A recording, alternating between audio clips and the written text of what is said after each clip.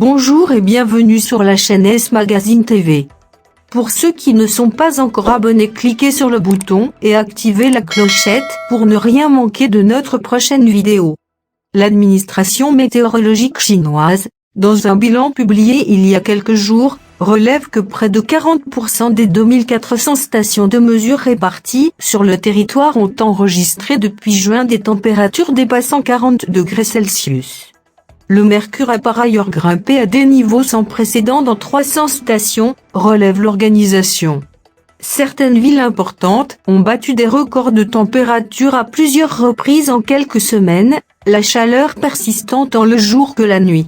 C'est le cas notamment à Chongqing, dans le sud-ouest du pays, qui vient d'enregistrer un minimum quotidien inédit de 34,9 degrés Celsius. Maximiliano Herrera, météorologue qui recense quotidiennement les températures extrêmes observées à travers le monde, relevait mercredi sur Twitter que la ville n'avait pas vu le mercure passer sous la barre des 32 degrés Celsius depuis 2 semaines. Il l'a décrit comme un four permanent. Bob Henson, météorologue américain, qui collabore avec un observatoire environnemental rattaché à l'université Yale, relève en entrevue que la vague de chaleur chinoise est impressionnante, tant par sa durée que par son intensité et son étendue.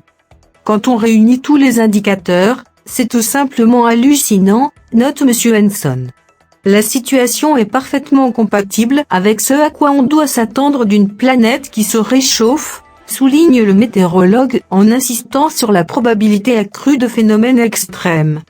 La vague de chaleur, conjuguée à un faible niveau de précipitation, alimente une grave sécheresse qui a considérablement réduit le débit du Yangtze. Cette diminution affecte la capacité de production hydroélectrique du pays et a forcé notamment la province du Sichuan, qui dépend largement de cette source d'approvisionnement énergétique, à imposer des restrictions, ajoutant au tourment de la population. La semaine dernière, de nombreuses usines ont été contraintes d'interrompre leurs activités en raison de mesures de rationnement imposées au secteur industriel. Le manque d'eau représente aussi une menace pour la production agricole. Guy Saint-Jacques, ex-ambassadeur du Canada à Pékin, relève que certaines des provinces durement touchées par la sécheresse sont des zones importantes dans ce domaine. Une perte de récolte majeure serait susceptible de forcer les autorités à accroître les importations et de faire monter les prix de certaines denrées de base, une situation susceptible d'alimenter la grogne populaire. Selon M. Saint-Jacques, les autorités chinoises sont conscientes depuis longtemps des risques liés au réchauffement climatique et de leur impact potentiel sur le pays. Le gouvernement avait expressément relevé dans un document officiel, produit en juin, que le phénomène rendait la Chine plus vulnérable à des événements climatiques soudains et extrêmes.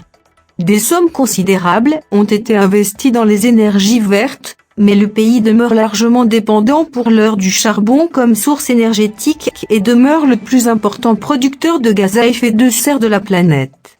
Des spécialistes craignent que les pénuries liées à la sécheresse ne favorisent l'adoption à court terme de solutions basées sur le recours aux énergies fossiles.